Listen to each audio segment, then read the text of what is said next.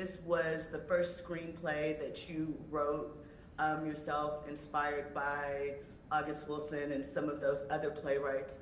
Why did you know that now was the time to bring this back and create this and put it out? Just looking at what's going on in our country, there's an assault on the history of black people in the country from certain political figures who want to ban books, want to rewrite history, want to homogenize it, want to water down the pain that we went through. So I thought now's the time to tell this story, and to have a partner like Netflix who understands it and got it and said, okay, let's do it. It's been really, really great. So interesting enough, you bring that up about the things that are changing in our country. And one of the themes that you feature in the story is, of course, about passing. And that is not something that we currently deal with in a way that is sort of relational to what it was. In current times, we have things like blackfishing and other races taking on our traits to try and enhance their looks. So how do you think the audience of the younger generation reacts to topics sort of outside of the vein as far as passing and the quest to move over to that side for a greater style of life?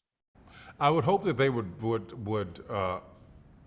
would open their minds up enough to go and do the research to find out that if you were a fair-skinned person and black, you had an opportunity that was extremely dangerous, but it also gave you an opportunity to live a life that you never could if you were darker skinned.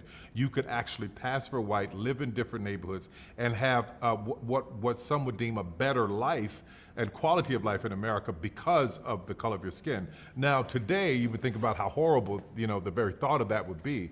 But it's hard for me to hold judgment for people who did it because our situations were so awful and horrible. So I would challenge every young person who sees this to really look into passing and what many people had to do.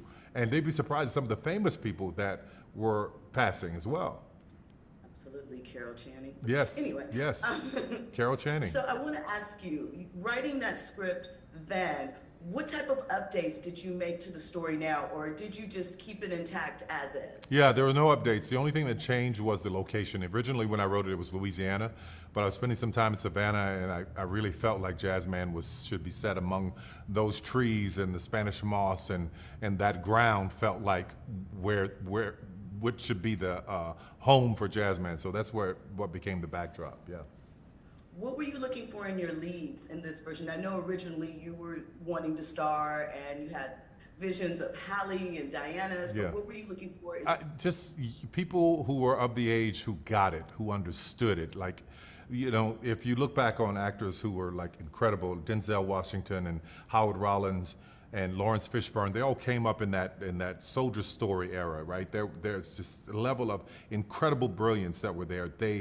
I couldn't find that level of actors, so I went to the stage, to Broadway, where I found Soleil and Austin and Joshua Boone, people who understood the period and the time, and because I hate to see a movie that is set in a period and the actors are really modern. So I wanted it to be authentic to what it was. What is it about timing that you've learned from this experience? Because I read that you probably wouldn't have been able to direct this had it come out when initially you conceptualized it, but now you get to put your full vision in it at your studio. So what does this film represent about timing to you? Just understand that God's time is perfect. It's just as long as it took all these 27 years, the timing for it was right now, and no matter how much I wanted to do it sooner, this was the perfect moment. And also, it took all of those Medea movies and all of the Why Did I Get Married in the studio and everything that I built over the years to prepare me for this moment. So I have no regrets at all.